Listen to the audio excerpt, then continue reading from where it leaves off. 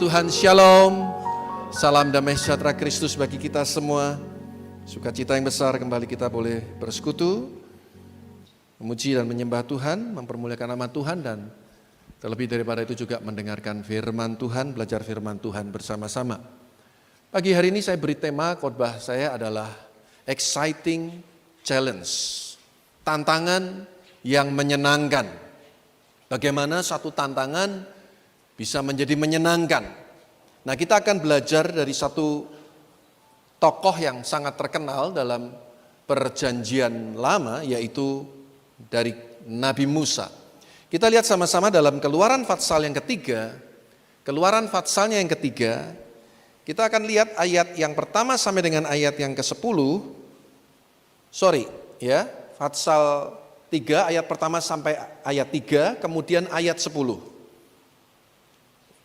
Keluaran 3 ayat pertama sampai ayat yang ketiga, kemudian kita lompat ayat yang ke-10. Demikian bunyi firman Tuhan. Adapun Musa, ia biasa menggembalakan kambing domba Yitro mertuanya, imam di Midian. Sekali ketika ia menggiring kambing domba itu ke seberang padang gurun, sampailah ia ke gunung Allah, yakni gunung Horeb. Lalu malaikat Tuhan menampakkan diri kepadanya di dalam nyala api yang keluar dari semak duri. Lalu ia melihat dan tampaklah semak duri itu menyala, tetapi tidak dimakan api. Musa berkata, baiklah aku menyimpang ke sana untuk memeriksa penglihatan yang hebat itu. Mengapakah tidak terbakar semak duri itu? Jadi sekarang pergilah, aku mengutus engkau kepada Firaun untuk membawa umatku orang Israel keluar dari Mesir. Amin. Saya mendorong Bapak Ibu Saudara di rumah membaca kitab Keluaran ini bila perlu dari Fatsal yang pertama supaya bisa tahu lebih jelas, lebih detail bagaimana kehidupan Musa. Mulai dari kelahiran sampai dia diutus oleh Tuhan untuk membawa orang Israel keluar dari Mesir. Saudara, dari kecil Musa ini hidup penuh dengan tantangan sebetulnya. Bayangkan dia hidup di zaman pemerintahan Mesir yang tidak terlalu mengerti akan sejarah bagaimana orang Israel bisa tinggal di Mesir. Dan ketika orang Israel semakin banyak, saudaraku, pemimpin yang baru di Mesir mulai ketakutan. Mereka takut kalau orang Israel nanti akan bekerja sama dengan musuh untuk menyerang Mesir. Orang Israel berkembang biak dengan luar biasa. Maka pemerintahan pada waktu itu mengambil satu keputusan untuk membunuh semua bayi-bayi orang Ibrani, saudaraku. Dan Musa lahir dalam kondisi negara Mesir yang seperti itu, saudaraku. Mereka mulai dalam tanda kutip menjajah orang Israel yang tinggal di Goshen, yang tinggal di tanah Mesir. Dan kurang lebih, saudaraku, orang Israel ada di Mesir 430 tahun. Kita semua tahu cikal bakal orang Israel bisa sampai ke Mesir adalah pada zamannya Yusuf. Ya kan? Ingat zamannya Yusuf. Bagaimana Yusuf di rumah Potifar, bekerja di sana dan kemudian sampai akhirnya dia jadi Perdana Menteri. Pada masa kelaparan, saudaraku, dia yang menjadi penolong bagi Firaun yang memerintah waktu itu, dan orang Israel akhirnya semuanya tinggal di Mesir. Itu nenek moyang orang Israel, Yakub dan anak, istri, cucu-cucunya, menantunya pindah semua. Kurang lebih ada 70 orang yang pindah ke Mesir.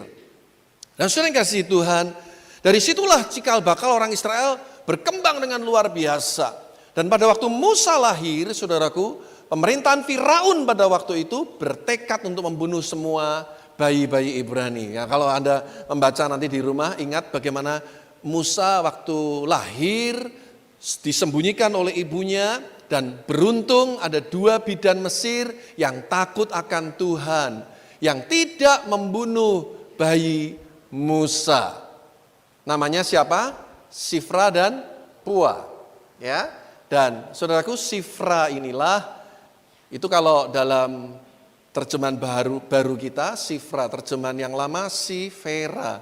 Itulah awal mula nama Sifera atau bidan Mesir yang menolong persalinan orang-orang Ibrani. Dan Alkitab mengatakan karena mereka takut akan Tuhan, maka Tuhan membuat mereka berumah tangga. Gadis-gadis di sini, remaja putri, pemudi-pemudi, nggak usah takut nggak dapat jodoh. Kalau kita hidup takut akan Tuhan, Tuhan akan membuat kalian pasti berumah tangga. Itu janji Tuhan, saudara. Ya, dan saudaraku, bayi Musa makin besar, nggak mungkin disembunyikan terus. Lalu, saudaraku, oleh ibunya ditaruh di dalam satu keranjang begitu, ditaruh di Sungai Nil, ada pohon teberau di sana, dan lalu saudaraku, kakak dari Musa mengamat-amati dari jauh. Karena mereka udah nggak bisa sembunyikan lagi ini. Bayi Musa makin besar, udah 3 bulan. Jadi sepertinya udahlah nanti siapa yang akan rawat ini bayi. Siapa yang tega, saudaraku, orang tua harus lakukan itu. Tapi ini terpaksa saudaraku. Dan akhirnya waktu putri Firaun ada di Sungai Nil bersama dengan dayang-dayangnya, melihat keranjang bayi itu, singkat cerita diangkat anak menjadi anak putri Firaun, saudara. Namanya Musa, artinya diambil dari air, ditarik keluar dari air, itulah Musa atau Moses atau Mose dalam bahasa Ibraninya. Saudara, itu kehidupan Musa waktu kecil. Anda bayangkan dia sudah hidup dalam kesulitan yang seperti itu, tantangan yang seperti itu, masa kecilnya gelap, suram. Tapi kemudian dia diangkat jadi anak putri Firaun. Nah, Musa itu punya 3 fase kehidupan. 40 tahun di Mesir jadi anak putri Firaun, 40 tahun di Midian menggembalakan kambing domba mertuanya Yitro atau Rehuel, ya. Dan 40 tahun yang ketiga yaitu di padang gurun. Jadi Musa mati umur 120 tahun. Dan pada waktu kita membaca kisah ini, Musa ada di Midian. Setelah dia ketahuan membunuh orang Mesir, dia lari, saudaraku, ke Midian. Dan kemudian dia menikah di sana. Dia mendapatkan istri dari anak imam di sana, orang Midian, yaitu namanya Sipora, dan melahirkan 2 anak di sana, yaitu Gersom dan Eliezer. Saudara yang kasih Tuhan, Alkitab mengatakan seperti biasa ia menggembalakan kambing domba Yitro mertuanya. Jadi sudah rutin biasa dia menggembalakan kambing domba mertuanya. Tapi dalam satu peristiwa dia punya spiritual atau pengalaman rohani. Ya, dia punya pengalaman rohani, saudaraku. Dia melihat semak belukar yang menyala tetapi tidak terbakar hangus. Malaikat Tuhan menampakkan diri kepada Musa.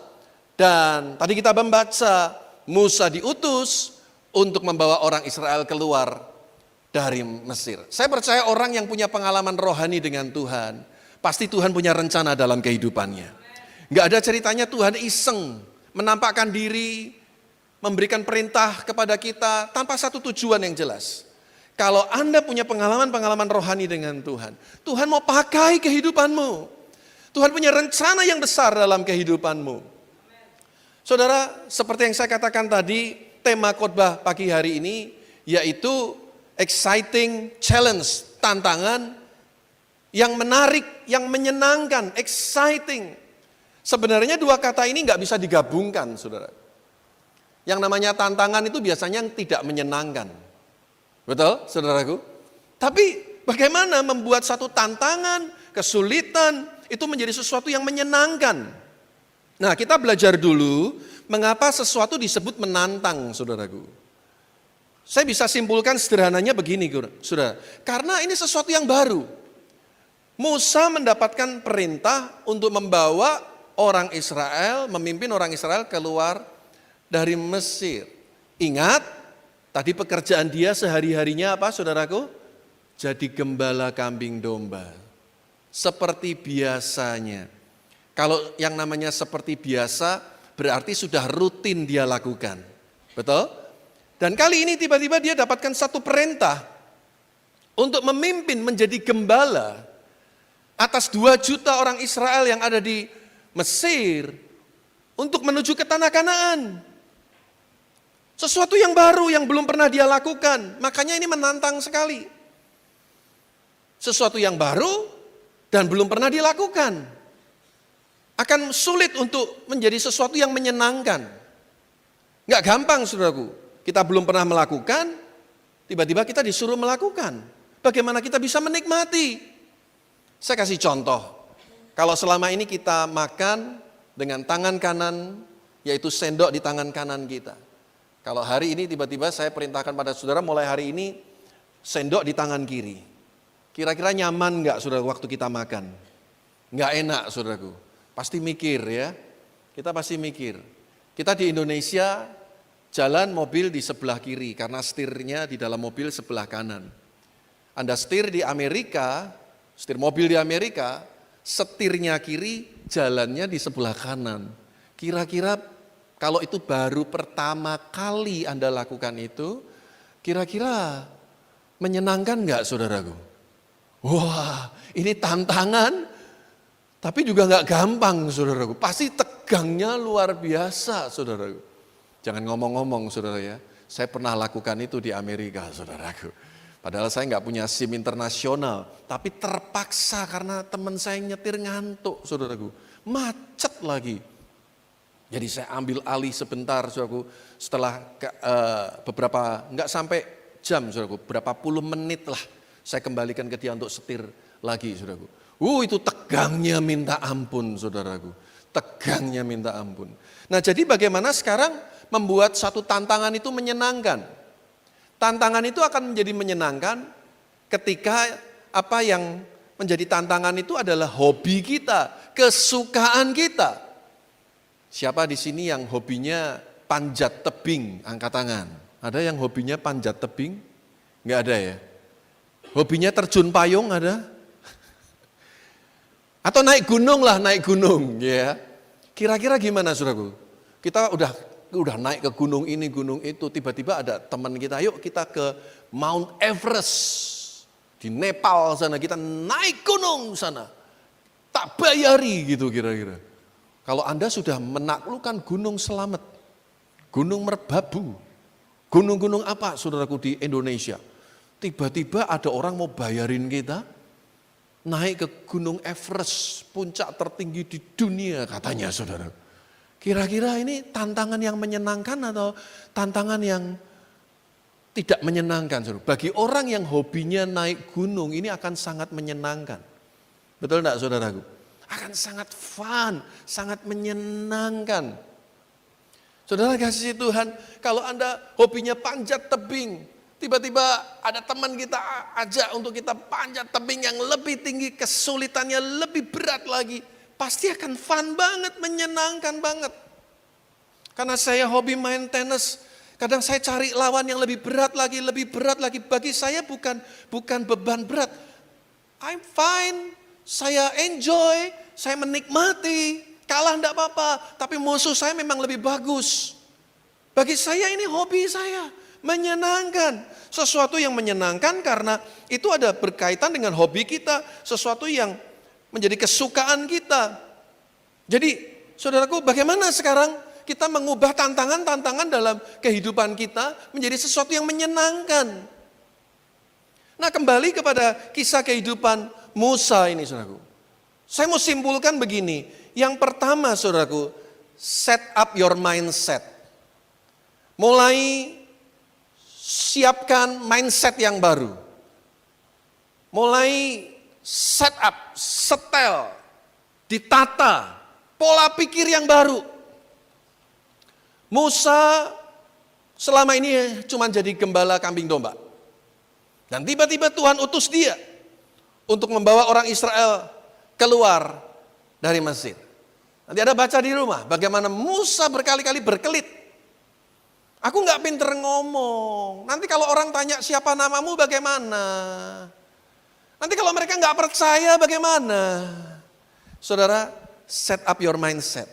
Anda mesti persiapkan pola pikir yang baru. Jangan lihat kekuranganmu. Jangan terus lihat ketidakmampuanmu. Kalau Tuhan yang memerintahkan, Tuhan pasti melengkapi, Tuhan akan menolong, Tuhan akan menyertai, Tuhan akan memberkati kehidupan kita. Dengar baik-baik, Tuhan tidak akan pernah perintahkan untuk kita melakukan sesuatu dan Dia tahu kita tidak bisa melakukannya. Setuju Bapak Ibu Saudara? Tuhan tidak akan pernah perintahkan kita untuk melakukan sesuatu yang Tuhan tahu kita nggak bisa lakukan. Pasti kita bisa. Masalahnya di mindset kita, cara berpikir kita, pola pikir kita. Kalau Anda fokus kepada kelemahan, kekurangan, ya nggak bisa. Nggak mampu, nggak berani, takut. Kita harus dalam satu frekuensi yang sama dengan Tuhan. Tuhan bergerak dalam frekuensi iman, bukan ketakutan. Katanya lawan takut itu sebetulnya bukan berani, saudaraku. Lawan kata dari takut itu adalah beriman. Tuhan mau kita jadi umat yang beriman. Iman itulah yang akan mengalahkan dunia. Ingat cerita Yunus. Tuhan perintahkan dia ke Niniwe. Tapi dia lari ke Tarsis. Gara-gara ketidaktaatan Yunus hampir satu kapal tenggelam, saudaraku. Singkat cerita akhirnya dia setelah dikeluarkan dari perut ikan yang besar, saudaraku. Dia khotbah di Niniwe. 120.000 orang bertobat di Niniwe. Marah lagi dia. Tuhan tuh lihat kan. Aku udah tahu engkau Tuhan yang penuh belas kasihan. Ngapain nih orang Niniwe diselamatkan? Jadi sebetulnya dia tuh jengkel sama orang Niniwe. Dia kepingin kalau bisa dibunuh aja semua. Makanya dia nggak mau pergi ke Niniwe untuk berkhotbah di sana. Tapi begitu dia akhirnya mau taat, Niniwe diselamatkan. Bertobat orang-orang di Niniwe. Lakukan bagian saudara, Tuhan akan lakukan bagiannya. Filipi 1 ayat yang ke-6. Kalau Tuhan mau mulai, Dia pasti menyempurnakan. Dia pasti melengkapi. Amin, saudaraku. Karena terus Musa berkelit, akhirnya Tuhan kasih Harun untuk jadi juru bicaranya. Dan saudara yang kasih Tuhan, ini yang pertama. Mari kita ubah pola pikir kita. Jangan perbesar kesulitannya. Jangan perbesar ketidakmampuan kita. Percayalah bahwa kesulitan yang ada dalam kehidupan kita itu adalah kesempatan untuk memperbesar kapasitas hidup kita. Ketika Anda berani menghadapi setiap kesulitan dan tantangan dalam hidup ini, tanpa kita pernah menyadari, sebetulnya Tuhan sedang mau mengupgrade iman kita. Dia sedang memperbesar kapasitas iman kita, kapasitas kepercayaan kita. Itu yang pertama. Yang kedua, saudaraku, enjoying the process. Nikmatilah prosesnya. Musa akhirnya mau menjawab panggilan Tuhan itu, melangkah untuk menghadap Firaun, mohon izin kepada Firaun yang memerintah waktu itu. Jadi Firaun itu sebetulnya bukan nama ya, itu gelar ya. Jadi pemimpin Mesir ya namanya Firaun, cuman macam-macam, Firaun siapa begitu. Saudara, akhirnya Musa menghadap Firaun dan saudaraku, dia sempat mendapatkan tantangan, saudaraku, dia lemparkan tongkat jadi ular. Wow, keren saudaraku. Karena memang Tuhan mau menghajar orang-orang Mesir, jadi tiap kali tulah demi tulah diberikan, saudaraku, Tuhan keraskan hati Firaun sampai waktunya genap, tulah yang ke-10 yaitu anak sulung mati. Tapi coba sekarang kita udah ngerti the whole story dari kisah Musa. Kira-kira kalau kita jadi Musa sekarang, wah keren ya saudaraku ya. Mengubah air menjadi darah di sungai Nil, bahkan di seluruh sungai dan air di kerajaan Mesir. Mendatangkan tulah lalat pikat. Apalagi saudaraku, barah, penyakit sampar, yang bau, busuk saudaraku. Dan itu terjadi berkali-kali di Mesir. Di Gosyen tempat orang Israel tinggal, enggak terjadi apa-apa. Semuanya aman. Sampai anak sulung orang Mesir, anak sulung ternak Mesir mati. Di Gosyen tempat orang Israel tinggal, enggak mati. Saudara, yang kedua saya cuma mau bilang begini, enjoying the process. Lewati setiap proses yang terjadi dalam kehidupan kita. Tadi saya katakan Musa 40 tahun di Mesir, 40 tahun di Midian, 40 tahun di padang gurun. Pada waktu lewat padang gurun, semua kita tahu bagaimana mujizat demi mujizat terjadi. Lewatin aja, apa yang memang kita nggak bisa hindari, apa yang kita nggak bisa, saudaraku, kita tinggalkan, kita harus jalani, dinikmati saudaraku. Mungkin kita jatuh 7 kali, tapi kita bisa bangkit 8 kali katanya saudaraku. Jangan takut, jangan lemah. Kalau Tuhan yang perintahkan, Tuhan bertanggung jawab untuk menyelesaikan. Orang yang menghindar dari kegagalan adalah orang yang menghindar dari keberhasilan. Orang yang menghindar kegagalan adalah orang yang menghindari dari keberhasilan.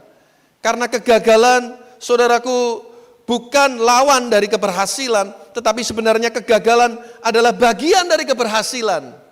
Enjoying the process, lewati aja prosesnya. Saudaraku, di padang gurun memang, waduh, konfliknya banyak banget. Musa harus memimpin bangsa yang keras kepala, tegar tengkuk, dan semua kita tahu akhirnya dia juga gagal masuk ke tanah Kanaan. Hanya Yosua dan Kaleb dan generasi yang lahir di padang gurun. Dia mati di Moab yang sekarang Yordania, saudaraku. Sekarang itu Yordania, tempat Musa mati di sana. Saudara kasih Tuhan, lewatin aja. Tuhan menyertai dengan luar biasa. Tuhan menolong dengan luar biasa. Apapun yang terjadi dalam kehidupan kita hari-hari ini, saudaraku, percayalah bahwa apa yang kita lewati, apa yang kita hadapi, Tuhan bersama dengan kita. Dia siap backup kita. Dia siap untuk menolong kita. Saudara, saya membaca sedikit kisah kehidupan Michael Jordan. Saya ini waktu SMP, SMA suka main basket. Bagian saya center, di tengah itu, yang di bawah ring itu. Ya, jadi saya ikut kompetisi mewakili sekolah aja sih, nggak sampai ikut klub. Bertanding melawan SMP, SMA di kota Semarang, juga pernah ke Salatiga, pernah kemana, saudaraku bertanding. Nah, saudara yang kasih Tuhan, saya punya pemain NBA favorit, namanya Michael Jordan. Michael Jordan. Di eranya dia, saudaraku, klubnya Chicago Bulls, wah hebat, luar biasa. Ya, juara NBA 3 kali berturut-turut, 91, 92, 93. Pokoknya kalau Chicago Bulls yang main, saya pasti mau nonton, saudaraku. Caranya gimana? Nonton. Waktu saya kuliah di Surabaya, teman saya punya parabola. Jadi waktu ada kesempatan, saya akan pergi ke rumah teman saya. Ya nggak sering sih, cuma 1-2 kali aja ada kesempatan nonton. Chicago Bulls. Di situ ada Michael Jordan. Wah, kalau dia udah main, pegang bola, meliuk-liuk, melewati musuhnya. Bahkan dia bisa menembak dari sudut yang sulit, saudaraku. Dan dia menjadi pemain MVP 5 kali, saudaraku. Enggak gampang menjadi pemain MVP, most valuable player. Pemain yang paling berbakat. Ya, dan kompetisi NBA itu adalah kompetisi basket yang paling terkenal di dunia, saudaraku. Saudara kasih Tuhan, di balik suksesnya dia, saya mendapati bahwa Michael Jordan pernah 9.000 kali gagal melakukan tembakan. 300 kali timnya kalah. 26 kali gagal mencetak poin di saat-saat penting. Bayangin, saudaraku. Itulah Michael Jordan. Nah, satu kali dia pernah berkata begini, saya tak pernah melihat beban dari kegagalan melakukan tembakan. Kalau kita memikirkan bebannya, kita akan selalu melihat hasil negatifnya. Itu kata Michael Jordan. Nah, saya berdoa, mungkin hari-hari ini kita sedang menghadapi tantangan-tantangan yang berat. Mungkin ekonomi kita lesu, bisnis kita lesu. Jangan takut, saudaraku. Ini tantangan yang harus kita kalahkan. Ini proses didikan Tuhan dalam kehidupan kita, supaya kita mengandalkan Tuhan, kita berharap kepada Tuhan. Kemarin saya ngobrol dengan teman saya, dia baru jual rumah dan tanah, nilainya kurang lebih 10 miliar, dimasukkan ke satu koperasi, enggak hitungan lama, saudaraku. Mungkin hanya 1 bulan, itu koperasi tiba-tiba diumumkan kolaps, saudaraku. 10M. Gak main-main. Ya, tapi saya senang dengan teman saya ini. Selalu optimis, selalu sukacita. Kita ngobrol lama sekali. Pak Yohanes tahu nggak? Saya ini mau jual rumah di Bandung. Ini nilainya bisa 50 miliar. Untung belum laku. Coba kalau saya masukkan semua udah laku, berarti kurang lebih 60 miliar. Pak, mungkin saya sudah gila katanya, saudaraku. Saya kalau dengar begitu tuh jadi agak terhibur. Terhiburnya untung saya enggak punya uang 60 miliar gitu loh maksudnya saudaraku. Coba Anda punya uang segitu, wah masuk ya. Jangankan 60 miliar, 1 miliar aja. Ya teman saya ini cerita ada beberapa orang sudah bunuh diri. Uang pensiunnya masuk di situ cuma 1,5 miliar lenyap. Sampai hari ini nggak tahu jelasnya bagaimana, apakah bisa ditarik kembali. Dia harus berurusan dengan pengadilan. Urusannya jadi panjang saudaraku. Belum orang-orang yang kecil-kecil yang artinya dia punya uang, dia nabung, dia pikir bisa dapat keuntungan dari koperasi itu dan nggak bisa ditarik. Katanya sudah 2 orang yang bunuh diri. Bayangin saudaraku. Saya kadang bercanda sama istri kita ngobrol lah ya. Seandainya tuh disumbangkan untuk gereja, pasti merasa terlalu besar. Loh nggak ada yang ngamin. Saudara. Ya memang jangan diaminkan ya. Nggak ada persembahan yang terlalu besar atau terlalu kecil untuk kita berikan kepada Tuhan. Amin. Selama kita lakukan dengan sukacita. Nggak, maksud saya saudaraku ketika terus menghadapi gitu ya sudah hilang. Tapi yang saya kagum dari orang ini saudaraku, dia tuh cerita. Ini menariknya saudaraku. Jadi dia tuh baru saja mengembalikan perpuluhan ke gereja. Jadi paginya dia kembaliin, sorenya dia dapat kabar itu. Sorenya dia dapat kabar bahwa duitnya raib, itu koperasi. Ngaco pokoknya. Dia kaget suruh, dia urus suruh. Sampai hari ini belum clear. Sampai hari ini belum clear. Saya ngomong sama istri saya begini, untung dia lakukan, udah kembaliin perpuluhan dulu. Kalau dia pasti akan tertuduh. Waduh aku nggak taat sama Tuhan makanya kena begini. Sebaliknya, dia juga kalau mau kecewa bisa. Kenapa aku udah lakukan perintah Tuhan, aku ngalami begini? Bisa.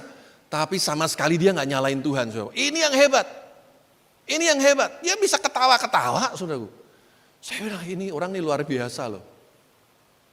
Waktu yang lalu dia ke Semarang, dia cari panti asuhan. Pak Yohanes, di mana? Kira-kira saya mau salurin berkat. Saya kenalin dengan satu hamba Tuhan yang memang punya panti asuhan. Begitu kenal, ngobrol-ngobrol, nggak lama saudaraku ada pergumulan apa, dia langsung transfer saudaraku. Saudara saya percaya orang-orang seperti ini benar-benar orang yang siap untuk dipromosikan oleh Tuhan. Hatinya nggak di harta saudaraku, hatinya nggak di harta.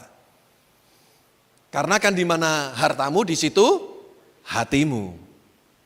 Tapi dia lewati semuanya itu. Dan rupanya beberapa saat sebelumnya ada hamba Tuhan yang memang sudah sempat ngomong, sebentar lagi kamu akan diproses. Dan dia nggak pernah tahu itulah proses yang dia hadapi. Saudara, mari kita belajar dalam kehidupan ini enjoying the process.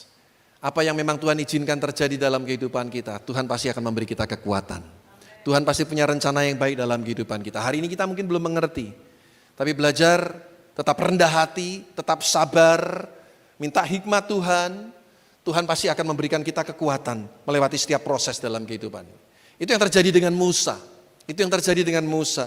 Dia akhirnya bawa orang Israel keluar dari Mesir. Nah, saudara yang ketiga, saudaraku, apa yang membuat kita ini akan bisa enjoying the process? Bagaimana kita bisa membuat satu tantangan itu menjadi exciting, saudaraku. Dreaming the reward. Impikan hadiah, upah yang akan Tuhan sediakan dalam kehidupan kita. Amin, saudaraku. Itu yang dilakukan oleh Musa. Lihat, saudaraku, di dalam Ibrani 11 ayat 24 sampai 27. Ibrani 11 ayat 24 sampai 27. Ibrani 11 ayat 24 dikatakan, karena iman maka Musa setelah dewasa menolak disebut anak putri Firaun karena ia lebih suka menderita sengsara dengan umat Allah daripada untuk sementara menikmati kesenangan dari dosa. Hanya orang yang dewasa imannya yang berani berkata tidak kepada dosa. Amin. Dan dikatakan ia menganggap penghinaan karena Kristus sebagai kekayaan yang lebih besar daripada semua harta Mesir. Sebab pandangannya, saudara, ia arahkan kepada upah. Karena iman, maka ia telah meninggalkan Mesir dengan tidak takut akan murka raja. Ia bertahan sama seperti ia melihat apa yang tidak kelihatan. Mari kita arahkan pandangan kita kepada upah. Bukan upah yang manusia bisa berikan, tapi upah yang Tuhan akan sediakan untuk orang-orang yang setia. Ya. Saudaraku, kenapa Yosua dan Kaleb bisa masuk ke Kanaan? Karena dia juga bayangin, Kanaan tuh luar biasa. Betul-betul tanah yang diberkati, bukan tanah yang dikutuk. Itu yang mereka bayangkan. Sementara 10 pengintai, lihat masalahnya, lihat raksasanya, lihat kesulitannya, lihat tembok Yerikonya yang besar. Tetapi Yosua dan Kaleb, lihat ini tanah yang luar biasa yang diberkati Tuhan. Memang sayang, karena Musa nggak sabar, saudaraku, menghadapi orang Israel. Akhirnya dia melakukan kesalahan ketika ada gunung batu yang Tuhan cuman sebetulnya katakan kepada gunung batu itu, maka gunung batu itu akan keluar air. Saking jengkelnya, kadang pemimpin juga ada batasnya kesabarannya. Musa pukul itu gunung, memang keluar air, tapi Tuhan terluka. Dan itu membuat Tuhan berkata kepada Musa, kamu gak boleh masuk ke Kanaan, kamu gak menghormati aku. Kadang kita berpikir, Tuhan kenapa ya dia cuma satu kali lakukan kesalahan langsung gak boleh. Ingat loh, firman Tuhan katakan, yang diberi banyak dituntut banyak. Kamu dapat kepercayaan banyak. Kamu lihat kemuliaanku luar biasa, begitu besar. Kamu main-main dengan aku keras dengan kamu. Itu, makanya semakin Tuhan promosikan hidup kita, bukan makin enak sebetulnya. Ya, kita makin tipis dengan murka Tuhan, makin dekat dengan murka Tuhan. Kasih karunia Tuhan memang makin melimpah dalam kehidupan kita.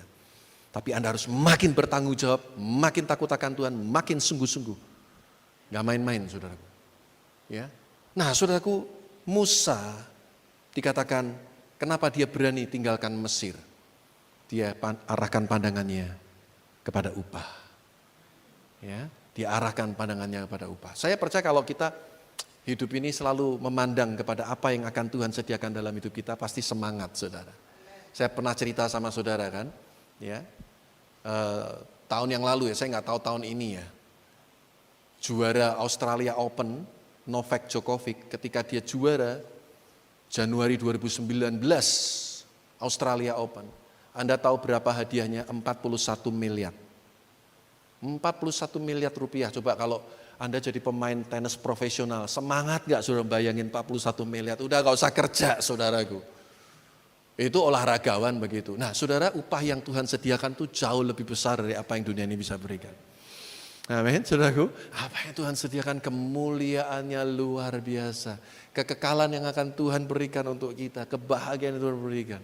Saya berdoa supaya setiap kita ayo dreaming the reward. Upah yang akan Tuhan sediakan dalam kehidupan kita, yang akan membuat kita bisa tetap semangat dan exciting dengan setiap proses yang kita harus lewati. Ayat yang terakhir, saudaraku, Ibrani 11 ayat yang ke-6. Ibrani 11 ayat yang ke-6. Dikatakan, tetapi tanpa iman tidak mungkin orang berkenan kepada Allah. Sebab barang siapa berpaling kepada Allah, ia harus percaya bahwa Allah ada dan bahwa Allah memberi apa, saudaraku? Upah kepada orang yang sungguh-sungguh mencari Dia. Percayalah Bapak Ibu Saudaraku, jerilelah kita bersekutu dengan Tuhan, katanya apa?